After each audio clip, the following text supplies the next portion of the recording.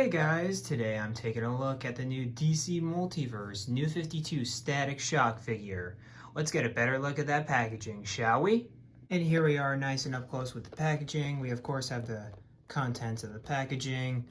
We've got the DC Multiverse label right here with the character label. This instance it's Static Shock, giving a shock to your system. And then of course we have Static Shock right there. DC Multiverse right there.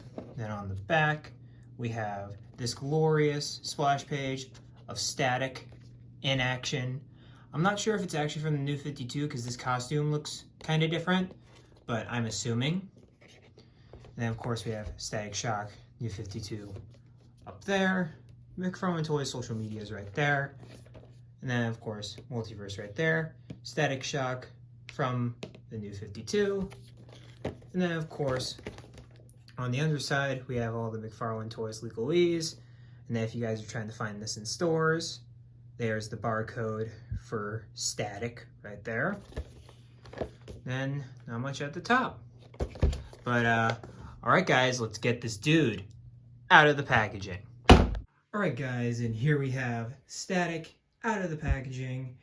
And before we take a look at the accessories that are currently equipped on the figure, we're going to take a look at the basic stuff. You know, the DC Multiverse hockey puck with the DC logo right there, the peg right there, and then on the back we have of course got the 4 imprinted circles back once again.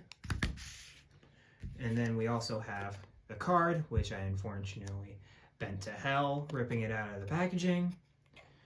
But we of course have the comic book art from the back of the packaging with Static Shock and the source material, which in this one is the New 52. And then of course we have the bio of Static, which from what I can see looks pretty good, considering the fact that they don't use the term bang babies. That's kind of weird. But from of course, since I am, of course, on the younger side, I am in the Gen Z generation, if you can't tell. I, of course, grew up with Static, loosely watching the cartoon. I haven't finished the entire cartoon yet, but I've watched a lot of the more larger implications, like the Batman Beyond crossover, the Justice League crossover, the Batman crossover, and then also the highlight episodes like the one where Static's father talks to Richie's father. I think it's Richie's father. Where Richie's dad's like overtly racist, and also the episode with Anansi Spider and stuff like that. But overall, I found Static very enjoyable. I just haven't managed to finish it yet. But yeah, that's kind of my exposure to Static. And I overall like his character. And of course they say he's the fun-loving kind of guy. He's very much like he's kind of like the OG Miles Morales for DC. Except because he even has electric-based powers like Miles Morales, even though Miles Morales stole it from him because he's a creation of Static's a creation of the 90s. So he's got that going for him. And then of course we have the fact that he is, African American. And but let's get to the rest of the accessories before I ramble too much about Static. He of course has something to fly on, because if you know Static, you know he uses his electromagnetic powers to kind of fly on. Usually it's a sewer grate, but with this it's kind of it's still the fold out thingy, like later in the Static show where he actually has like a fold out disc, because that looks like the size of a manhole right there.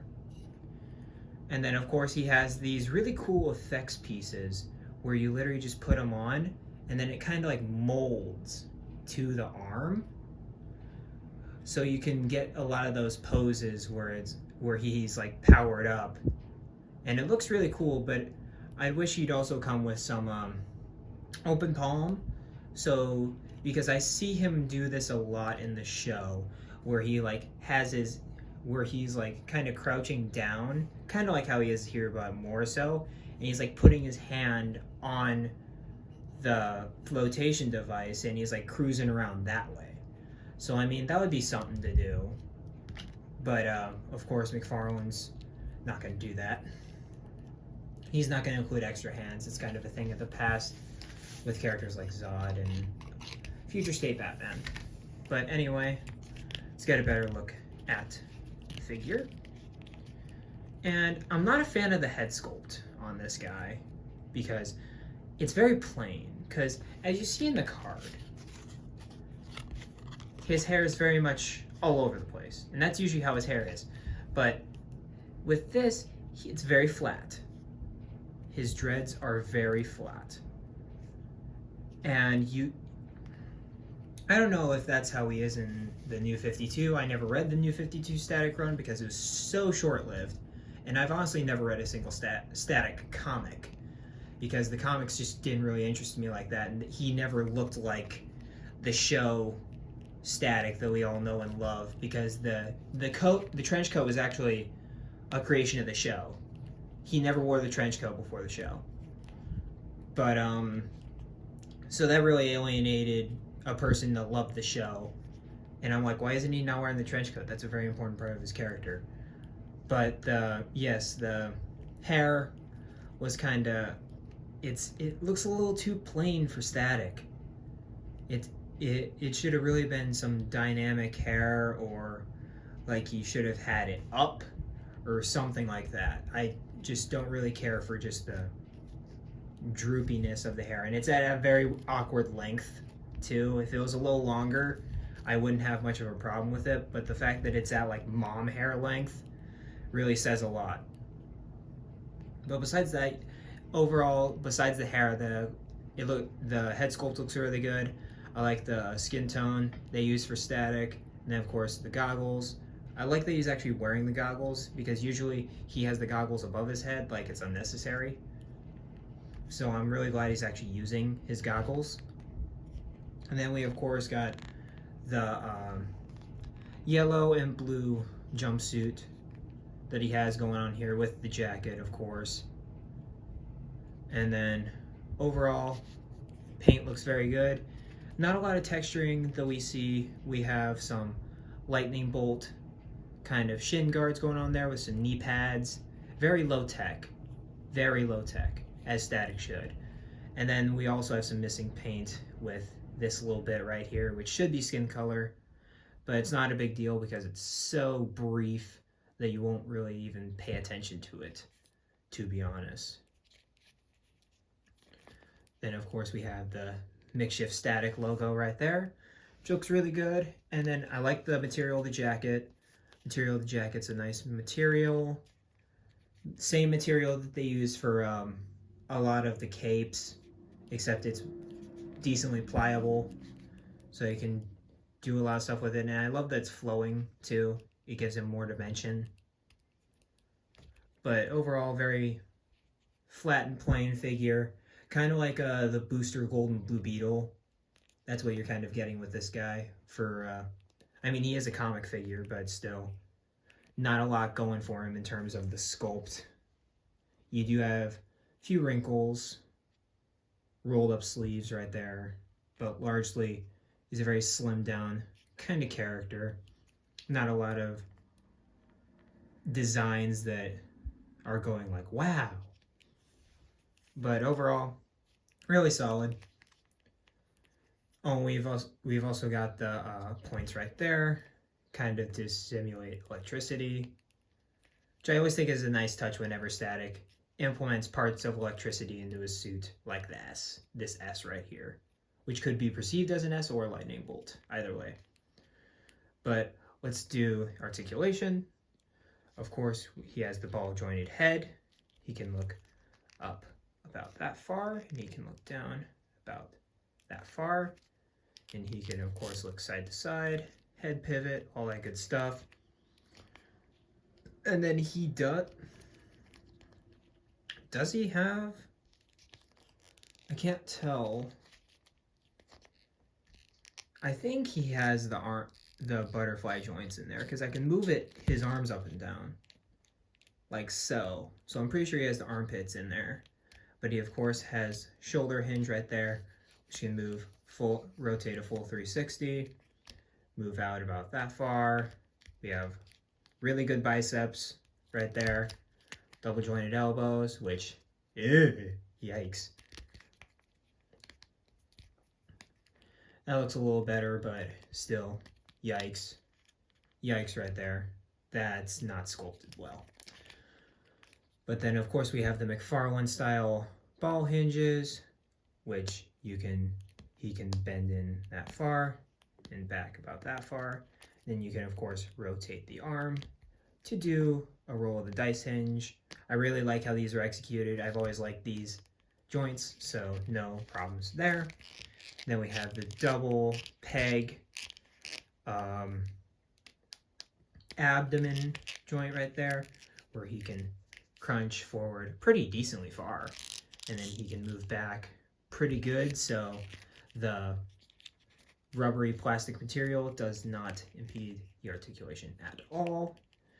And then also the diaper, you can notice it's kind of like it's kind of like Nightwing in the background. Diaper's very noticeable in this guy. But besides that, he's got the standard McFarlane hip joints right there. He has decent thigh pivot, double jointed knees, which this totally should have been colored the same blue as the rest of the upper joint right there. And then we have the ball jointed ankles, which move down about that far, up about there.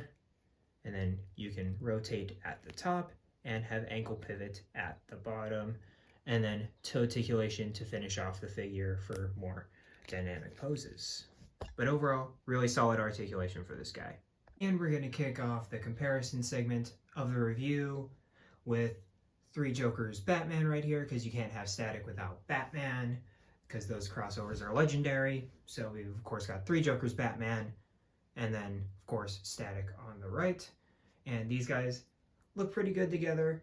I'd put him with Three Jokers Batman before I had put him with that Bermejo Batman in the background, as I'm pointing right there. This is the Batman I'd go with pairing him and a Batman. And then also we have the Bermejo Page Punchers Superman with Static right there. And you can totally put him with the more comic accurate ones, like that Ultraman back there, and of course Action Comics 1000 Superman, which is currently on a flight stand. So that's why I defaulted to this guy, because I don't have to move him from my shelf. But yeah, this guy's a more realistic kind of character. Of course, he's more comic booky, a lot more brighter colors. So of course, these two wouldn't mesh well together, but put a comic book paint scheme on him, they'd go perfect. They'd be absolutely fantastic. We are with some assorted figures of color. Ghostmaker is actually Middle Eastern, so we've got that going for him. We've got both Jon Stewarts right there. We've Power Ring and the first release Green Lantern Jon Stewart. Jon is technically African American because his alias on Earth is an African American man. And of course we have Cyborg, who's obviously African American, and then Future State Batman, which is African American Tim Fox, the son of Lucius Fox. And then of course we have Static, who's basically the African American superhero in DC. If you don't want to point at Jon Stewart, Static's pretty up there in terms of the diverse superhero. It's really Jon Stewart and Static who are really symbols of that. And Cyborg's getting there. In recent years, Cyborg's been really getting there, but it's mainly been Jon Stewart and Static who have been the African-American representation in DC Comics up until this point. We've only had, Ghostmaker's not even African-American, but Ghostmaker and Tim Fox have only been around for a few years. So there's that going for them. They're definitely diversifying DC a lot more, and that's greatly appreciated. But alright guys, that'll do it for my review on the new Static Shock.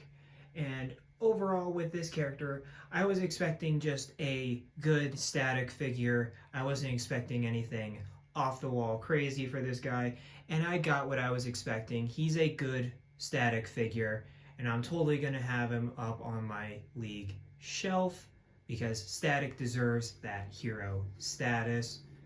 But like I said, he's not anything too special. He doesn't have overcomplicated sculpt. His articulation is what we're used to expecting. And overall, I really like what we got with this guy. And I can say if you are into those legacy characters, those and also he is a poignant person of color superhero, and if you're wanting to diversify your DC shelf in terms of skin color, Static is the perfect person to do that. Of course John Stewart's perfect for that too, but Static is the black superhero, so gotta make aware of that. And yeah, but the effects are great. You can get him into a flying pose, as you can see right here. And yeah, he's a solid figure. He's not amazing, but he's not horrible either. In fact, not any of my DC Multiverse figures from McFarlane are horrible figures. Actually, there is one. That's Injustice Flash. But besides that, all my McFarlane figures are great. So get him if you want a diverse character on your shelf, and of course if you have a connection to the show like I do, you're probably getting this guy anyways. But besides that, that's the end of this review. Like, comment, subscribe, all that good stuff, and as always, be kind and respectful to one another, and I'll catch you in the next video. Peace.